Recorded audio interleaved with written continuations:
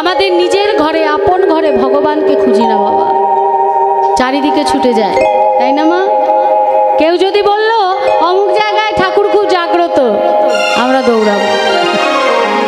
অমুক জায়গায় খুব জাগ্রত, আমরা দৌড়াবো। যেখানে বলবে চারিদিকে আমরা দৌড়ে দৌড়ে ভগবানকে খুঁজে বেড়াচ্ছি, কিন্তু আমাদের প্রত্যেকের হৃদয় মাঝে যে স্বয়ং ভগবান বিরাজ করছে, আমরা সেইখানে গিয়ে খুঁজি না। আমাদের প্রত্যেকের হৃদয় মাঝে ভগবান আছে, পরমাত্মা রূপে বিরাজ করছে, ঘুমিয়ে আছে, তাকে জাগাতে হবে, তাই না? তাকে জাগাতে গেলে কি করতে হবে না, গুরুচরণ আশ্রয় করতে হবে। যখন আমরা একটা বীজ পুঁতি, একটা বীজ পুঁতলাম, পোতার পর তারপর সেটাতে সার দিতে হয়, জল দিতে হয়, তবে তো ধীরে ধীরে অঙ্কুরোদ্গম হয়ে চারা গাছ হয়ে একটা সময় বিরাট মহিরুলে পরিণত হয়। তা আমাদের ওই ঘুমিয়ে থাকা পরমাত্মাকে জাগাবার জন্য গুরুচরণ আশ্রয় করতে হবে। আর গুরুদেব যে বীজটা দেবে, সেই বীজটা থেকে তো অঙ্কুরোদ্গম চারা গাছ, বিরাট মহিরুল, শাখা প্রশাখা বেরোবে। সেইভাবে তো তাকে জাগাতে হবে, তা সার তো দিতেই হবে। সার ছাড়া তো গাছ হবে না বাবা, তাই না? তো মা কোন সার দেওয়া যায় বলুন দেখি, কোন সার দেবেন? হৃদয় মাঝে ভগবান যে আছেন, গুরুদেব বীজ পুঁতে দিয়েছে, এবার সেই বীজ থেকে চারা গাছ, মানে ওটা বাড়াতে গেলে কি করতে হবে, সার দিতে হবে। কোন সার দেবেন? দোকান থেকে কত টাকা দিয়ে কিনে আনবেন?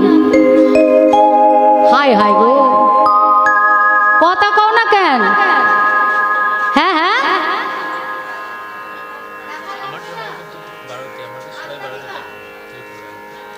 বলছে টাকা লাগবে না, আত্মা দেবে। আত্মা দিলেও হবে না, হ্যাঁ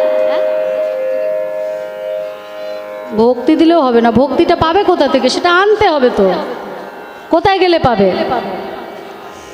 তাহলে কোন সার দিতে হবে?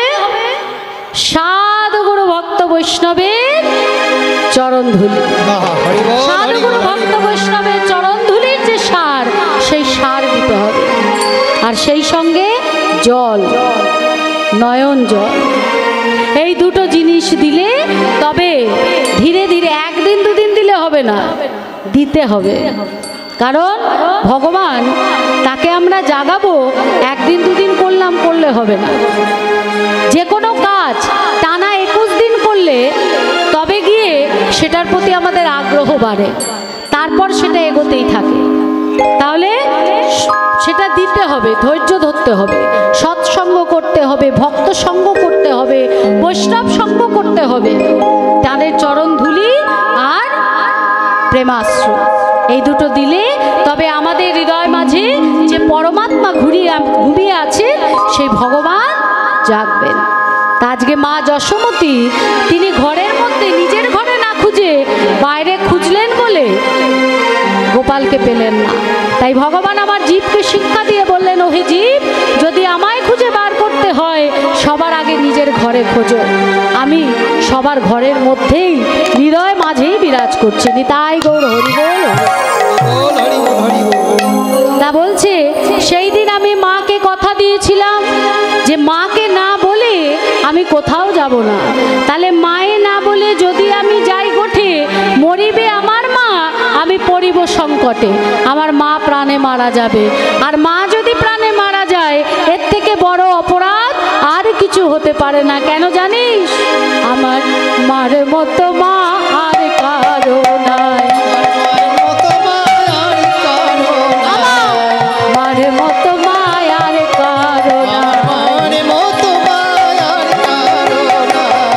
এমন করে আমায় কেহ ভালোবাসে না,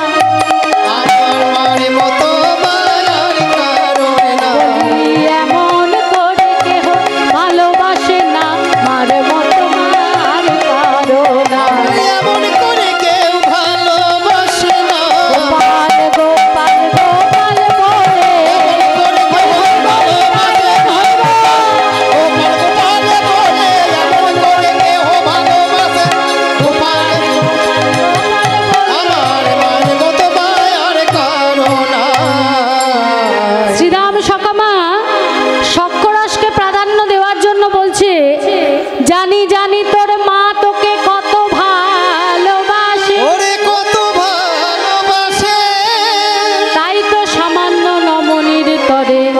বেঁধেছিল ওই জমালোর জুন গাছ। সামান্য নবনীত রে তোর মা বেঁধেছিল ওই জমালোর জুনের গাছ। বলি যেদিন ওই জমাল অর্জুন তোর ঘাড়ে চেপেছিল সেদিন তোর মা নন্দরানী কোথায় ছিল?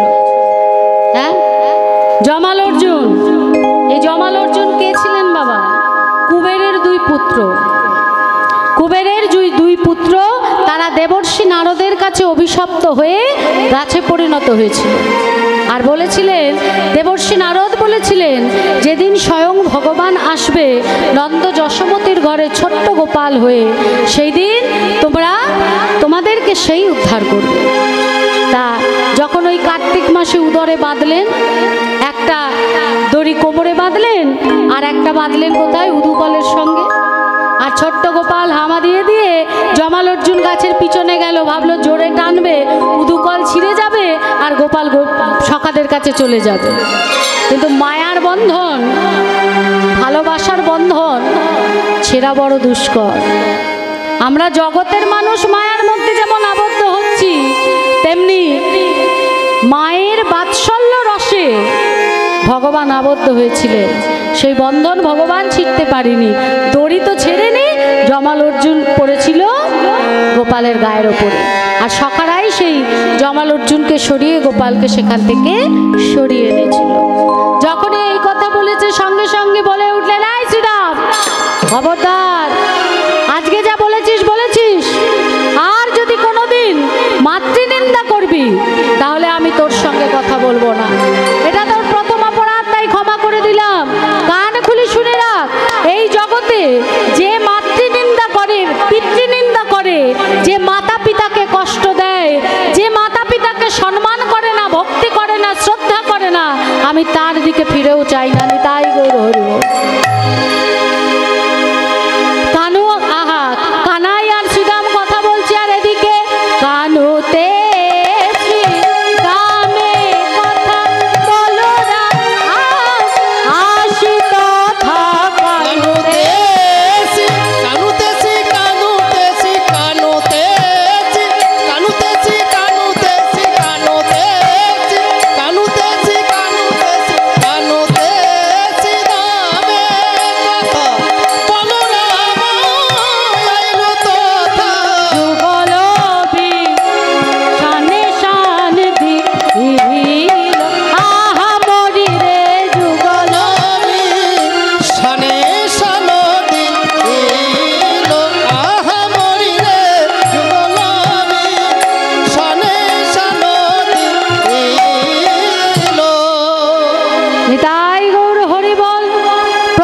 করি আমার